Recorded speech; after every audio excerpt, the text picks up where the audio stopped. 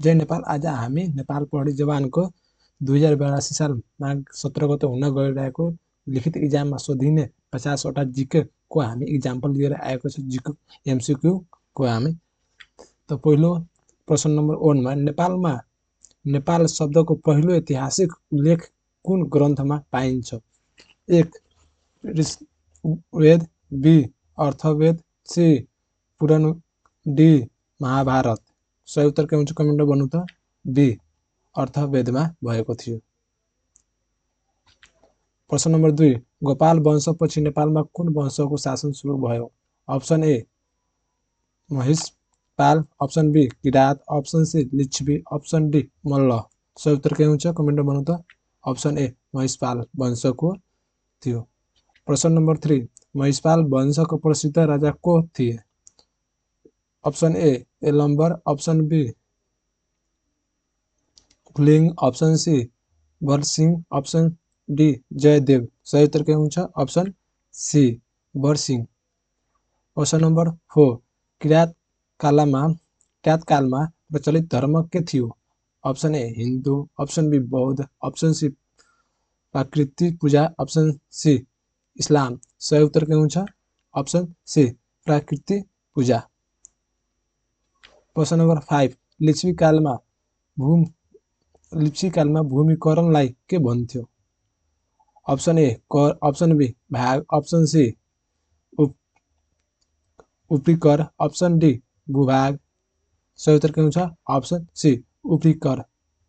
प्रश्न नम्बर 6 लिच्छवी कालका समानतालाई के भनिन्थ्यो? अप्सन ए महासमानता, अप्सन बी अमान्त्य, अप्सन डी दण्डनायक, अप्सन डी महापत्र। सही उत्तर के हुन्छ अप्सन ए महासमानता। प्रश्न नम्बर 7 अंशु वर्माले कुन देशसँग वैवाहिक सम्बन्ध स्थापित गरेको थिए? Option A Chin, option B Bharat, option C Tibet, option D Bhutan. सही उत्तर के हुन्छ अप्सन सी तिब्बतसँग। प्रश्न नम्बर 8 मल्लकालमा तेलेजु बाहुनी कसको कालदेवी थिइन्? Option A Shah, option B Kirat, option D Malla, option D Rana. प्रश्न number C option C Malla. प्रश्न नम्बर 9 काठमाडौँ उपत्यकाको पुरानो नाम के थियो? अप्सन ए नेपाल खाल्डो, option B Bhot, option C Kashmir, option D Mithila. सही उत्तर के हुन्छ अप्सन ए नेपाल खाल्डो। प्रश्न नम्बर 10 मल्लकालमा प्रचलित मुद्रा के थियो? अप्सन ए रुपैयाँ, अप्सन बी पैसा, अप्सन सी मोहर, अप्सन डी टङ्का। सही उत्तर के हुन्छ अप्सन सी मोहर। प्रश्न नम्बर 11 पृथ्वीनारायण शाहको एकीकरण नीति के भनिन्छ? अप्सन ए विस्तारवाद, अप्सन सी कूटनीति, अप्सन सी सैन्य नीति, अप्सन डी 2224 विजय नीति। अप्सन डी 2224 विजय नीति हुन्। प्रश्न नम्बर 12 2200 राज्यको संख्या कति थियो? Option A 20, option B 22, option C 24, option D 26। सही उत्तर के हुन्छ अप्सन बी 22। प्रश्न नम्बर 13 24औं राज्यको संख्या कति थियो? Option A 22, option C 23, option C 24, option D 25। यसमा क्वेसनमै एन्सर छ अप्सन सी 24 वटा। प्रश्न नम्बर 14 कालु पाण्डे को हुन्? अप्सन ए कवि, अप्सन बी सेनापति, अप्सन सी कूटनीतिज्ञ, अप्सन डी सैनिक सल्लाहकार।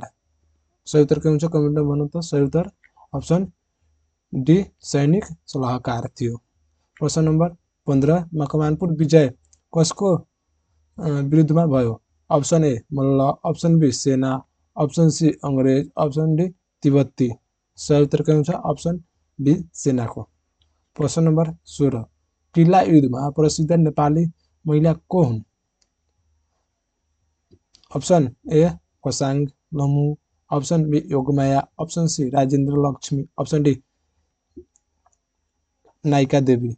सही उत्तर के हुन्छ अप्सन सी राजेन्द्र लक्ष्मी। प्रश्न नम्बर 17 नेपाल चीन युद्धपछि चीनलाई के दिनुपर्नेको थियो? अप्सन ए भूमि, अप्सन बी कर, अप्सन सी सैनिक, अप्सन डी व्यापार अधिकार। सही उत्तर के हुन्छ अप्सन बी कर। प्रश्न नंबर 18 भीमसेन थापाको पतनको मुख्य कारण के थियो? ऑप्शन ए युद्ध हार, ऑप्शन बी दरबार षड्यन्त्र, ऑप्शन सी आर्थिक सङ्कट, ऑप्शन डी जनविद्रोह। सही उत्तर के हुन्छ ऑप्शन बी दरबार षड्यन्त्र। क्वेश्चन नंबर 19 आउला युद्ध कुन सँग सम्बन्धित छ? Option A Chin, option B अंग्रेज, option C Tibet, option D Sikkim. सही उत्तर के हुन्छ ऑप्शन बी अंग्रेज। क्वेश्चन नंबर 20 सुगौली सन्धि पछि नेपालमा के स्थापना भयो? Option A residency, option B दूतावास, ऑप्शन सी छावनी, ऑप्शन डी कार्यालय। प्रश्न नंबर ऑप्शन नंबर ए हुन्छ सही उत्तर रेजिडेन्स। प्रश्न नंबर 21 जङ्गबहादुर राणाको उदयको प्रमुख कारण के थियो? ऑप्शन ए विदेशी समर्थन, ऑप्शन बी सैन्य शक्ति, ऑप्शन सी कोत पर्व, ऑप्शन डी जनसमर्थन। सही उत्तर के हुन्छ ऑप्शन सी कोत पर्व। प्रश्न नंबर 22 राणा शासनमा शिक्षा किन सीमित थियो?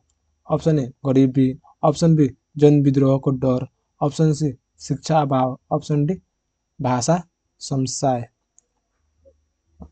ऑप्शन बी के हुन्छ जनविद्रोहको डरले। प्रश्न नंबर 23 नेपालमा श्री 3 उपाधि कसले प्रयोग गरे?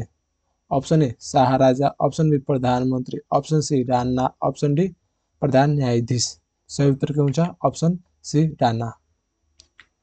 प्रश्न नंबर 24 देव शमशेर किन अल्पकालीन शासन भए? ऑप्शन ए रोग, ऑप्शन बी विद्रोह, ऑप्शन सी सुधार नीति, ऑप्शन डी युद्ध। सही उत्तर के हुन्छ ऑप्शन सी सुधार नीति। प्रश्न नंबर 25 2007 सालको परिवर्तन पछि राजा को बने? Option A Mahendra, option B Tribhuvan, option C Birendra, option D Gyanendra. सही उत्तर के हुन्छ ऑप्शन बी त्रिभुवन बने। प्रश्न नंबर 26 दिल्ली सम्झौतामा नेपाल तर्फबाट को सहभागी थिए? Option A BP Koirala, option B Matrika Koirala, option C Subarna Shamsher, option D सबै। सही उत्तर के हुन्छ ऑप्शन डी यो सबै सहभागी थिए। प्रश्न नंबर 27 नेपालमा पहिलो गठबन्धन सरकार कहिले बन्यो? ऑप्शन ए 2007 सालमा, ऑप्शन बी 2015 सालमा, ऑप्शन सी 2017 साल, ऑप्शन डी 2046 सालमा। सही उत्तर के हुन्छ ऑप्शन ए 2007 सालमा। प्रश्न नंबर 28 राजा महेन्द्रले संविधान निलम्बन कहिले गरे? ऑप्शन ए 2015 पौष 1, ऑप्शन बी 2017 पौष 1, ऑप्शन सी 2019 पौष 1, ऑप्शन डी 2020 पौष 1। सही उत्तर के हुन्छ ऑप्शन बी 2017 पौष 1 गते। प्रश्न नंबर 29 पञ्चायत कालमा राष्ट्रिय एकताको नारा के थियो? ऑप्शन ए एक भाषा एक भेष, ऑप्शन बी जनताको शासन, ऑप्शन सी लोकतन्त्र, ऑप्शन डी संघीयता। सही उत्तर के हुन्छ ऑप्शन नंबर ए एक भाषा एक। प्रश्न नंबर 30 2036 को जनमत संग्रह कुन व्यवस्था विजय भयो? ए बहुदल, बी गणतन्त्र, option C panchayat, option D सैनिक शासन। सही उत्तर के हुन्छ ऑप्शन सी पंचायत। प्रश्न नंबर 31 2046 सालको आन्दोलनमा मुख्य माग के थियो? ऑप्शन ए संविधान, option be Bahudal, option C गणतन्त्र, ऑप्शन डी संघीयता। सही उत्तर के हुन्छ ऑप्शन बी बहुदल। प्रश्न नंबर 32 नेपालमा पहिलो कार्यकारी प्रधानमन्त्री को थिए? Option A BP Koirala, option B Matrika Koirala, option C Tulsi Giri, option D Kirtinidhi Bista. सही उत्तर के हुन्छ ऑप्शन ए बीपी कोइराला। प्रश्न नंबर 33 माओवादी आन्दोलनको राजनीतिक मूल कारण के थियो? ऑप्शन ए गरिबी, ऑप्शन बी वर्ग विभेद, ऑप्शन सी साता असन्तुलन, ऑप्शन डी सबै। सही उत्तर के हुन्छ ऑप्शन डी यो सबैको कारण भएको थियो। प्रश्न नंबर 12 प्रश्न नंबर 34 12 बुँदे समझदारी कहाँ भयो? Option A Kathmandu, option B Delhi, option C Patna, option D Kolkata. सही उत्तर के हुन्छ ऑप्शन बी दिल्लीमा भएको थियो। प्रश्न नंबर 35 दोस्रो जन आन्दोलन पछि के पुनः स्थापना भयो? ऑप्शन ए संविधान सभा, ऑप्शन बी संसद, ऑप्शन सी राजतन्त्र, ऑप्शन डी पञ्चायत। सही उत्तर के हुन्छ ऑप्शन बी संसद स्थापना भयो। प्रश्न नम्बर 36 नेपालमा राजाको शासन औपचारिक रूपमा कहिले समाप्त भयो? ऑप्शन ए जेठ 14 2065, ऑप्शन बी जेठ 15 2065, ऑप्शन सी सोच 3 2072, ऑप्शन डी चैत 28 2063 में। सही उत्तर के हुन्छ ऑप्शन ए जेठ 14 2065 में। प्रश्न नंबर 37 संविधान सभा दोस्रो निर्वाचन कहिले भयो? ऑप्शन ए 2068 साल, ऑप्शन बी 2070 साल, ऑप्शन सी 2072 साल, ऑप्शन डी 2074 साल। सही उत्तर के हुन्छ ऑप्शन बी 2070 साल में। प्रश्न नंबर 38 संघीयता कार्यान्वयन कहिलेदेखि सुरु भयो? ऑप्शन ए 2063 साल, ऑप्शन बी 2065 साल, ऑप्शन सी 2072 साल, ऑप्शन डी 2074 साल।